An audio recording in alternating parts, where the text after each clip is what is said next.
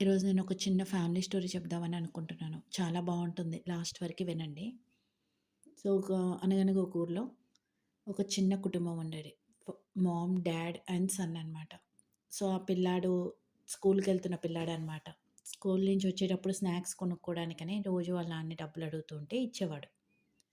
So, అలా కొంతకాలం జరిగిన తర్వాత వాళ్ళ నాన్న పిల్లాడు జంక్ ఫుడ్ తింటున్నాడని చెప్పేసేసి ఇవ్వడం మానేశాడు.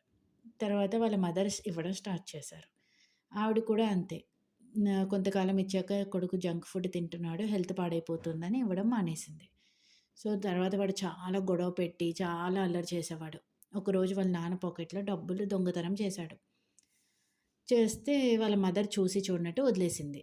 అలాగలాగా వాడికి చిల్లర చిల్లర దొంగతనాలు చేయడం అలవాటయింది. పక్కింట్లో, ఎదురింట్లో, ఫ్రెండ్స్ దగ్గర, స్కూల్లో, కాలేజ్‌లో.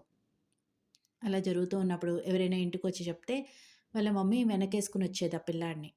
అలా దానివల్ల ఏంది, ఓహ్! అయితే నేను తప్పు చేయట్లేదు అని చెప్పేసేసి వీడు కంటిన్యూ చేశాడు. ఏమైంది కొంతకాలానికి పెద్దయిన తర్వాత పెద్ద పెద్ద దొంగతనాలు చేసి పోలీసులు పట్టుకెళ్ళిపోయారు ఆ పిల్లాడిని.